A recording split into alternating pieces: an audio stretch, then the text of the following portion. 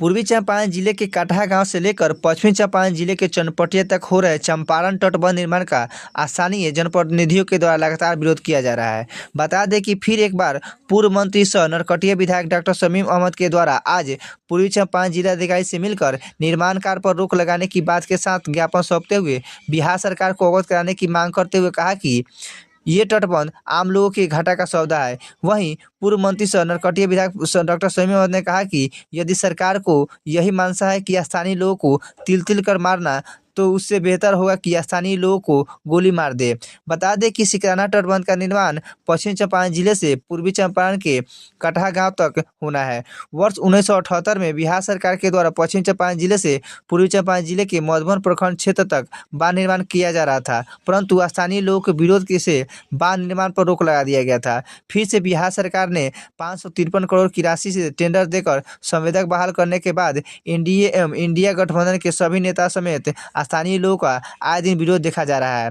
ये कैसा विकास का कार्य है जब आम लोगों के लिए विरोध का सामना करना पड़ रहा है। स्थानीय लोगों का कहना है कि बांध बन जाने से बांध के आसपास लोगों को काफी नुकसान होगा, हजारों घर की क्षति हो जाएगी, जिसके कारण इस बांध को तुरंत रोक लगा दिया जाए। जिलाधिकारी से मिलने के बाद पूर्व मंत्री सह नरकटिया विधायक डॉक्टर शमीम अहमद ने कहा कि बांध का निर्माण लोगों के हक के लिए नहीं हो रहा है, इसलिए बांध निर्माण पर तुरंत रोक लगाना चाहिए। इसको लेकर आज जिलाधिकारी से मिलकर बांध निर्माण पर रोक लगाने के लिए बातें हुई और जिलाधिकारी को कहा गया कि घटनास्थल पर निरीक्षण कर अविलंब बांध निर्माण पर रोक लगा दी जाए। इस दौरान उन्होंने कहा कि बांध निर्माण न हो, इसके लेकर हमने लगातार सदन में आवाज उठाया था, लेकिन सरकार नहीं मानी और कैबिनेट में इस योजना को पास कर फिर से बांध निर्माण का कार्य शुरू कर दिया, जिसे अविलंब रोक देना चाहिए। कहना चाहेंगे हम लोग डीएम साहब से मिलने गए थे।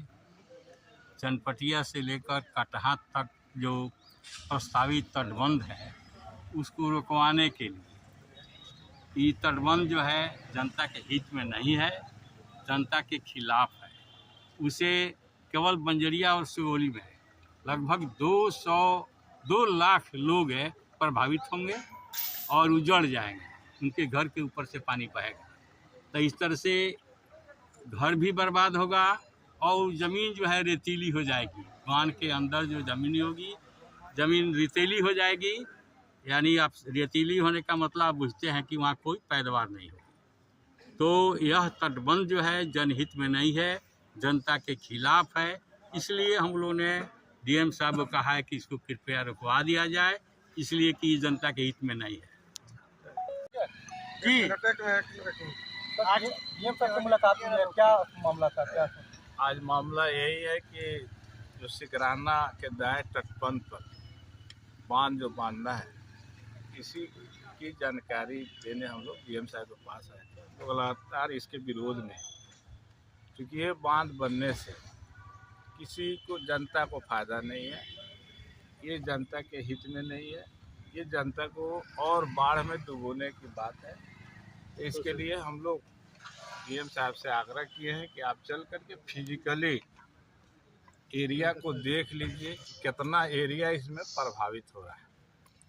ये जो सिकराना नदी है, जितना भी हिमालय पहाड़ से नदियाँ निकली है, वो उत्तर से दक्षिण की तरफ गई और इसमें लगभग आधा दर्जन नदी सिर्फ बंजरिया और आधा दर्जन नदी सुगौली से निकली हुई।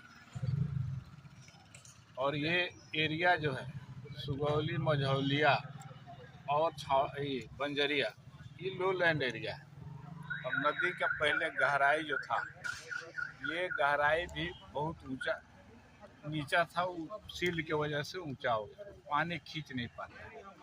और सारे का ड्रेनेज, जितना नदियाँ की पानी जो आती है, सारे का ड्रेनेज एक ही है।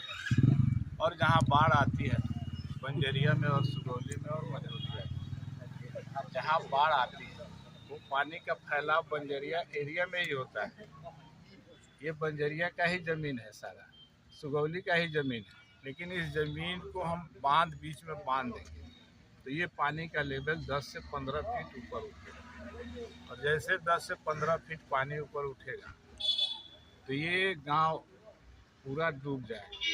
10 फीट मतलब समझ रहे हैं कि आप, हम लोग 17 की बाढ़ में जब घूमे तो सिर्फ गांव में पानी नहीं घुसा था, लेकिन पूरे गांव के चारों तरफ पानी रहता था और गांव के अगल बगल के एरिया में सारे लोग ऊंचे स्थान पकड़ लेते थे। और जैसे बांध बन करके तैयार हो तो ये पूरा जलमग्न हो जाएगा और एक साइड को बचाने की वजह से तीसरे तरफ, दूसरे तरफ, तीसरे तरफ, चारों जितना भी नदी आ रही तो सारे का फ्लो ऊपर हो जाएगा और हर जगह बाढ़ आ जाएगा। डीएम साहब ने क्या कहा, क्या आश्वासन दिया? डीएम साहब पदाधिकारी एग्जीक्यूटिव साहब को बुलाए थे। एग्जीक्यूटिव को खुद मालूम नहीं है कि कैसे बांध बनने से क्या फायदा है, किसको फायदा है। वो सिर्फ कह रहे हैं कि बांध बनेगा मोतिहारी को बचाने के लिए। इस बांध से मोतिहारी के लोगों को कभी नुकसान नहीं। ये पानी बंजरिया ब्लॉक ही तक सीमित रहता है और ये बांध ये लोग इसीलिए बना रहे हैं पदाधिकारी लोग कि मोतिहारी बचे। जब तक इधर पानी कभी भी नहीं आता है तो हम उनसे कहें कि आप चलिए फिजिकली देख लीजिए, फिजिकली क्या स्थिति है। फिजिकली देखने के बाद आप फिर अपने स्तर से बात करें। हम लोग माननीय मुख्यमंत्री से मिले थे, हम लोग सरकार में जब थे तो ये बात आई थी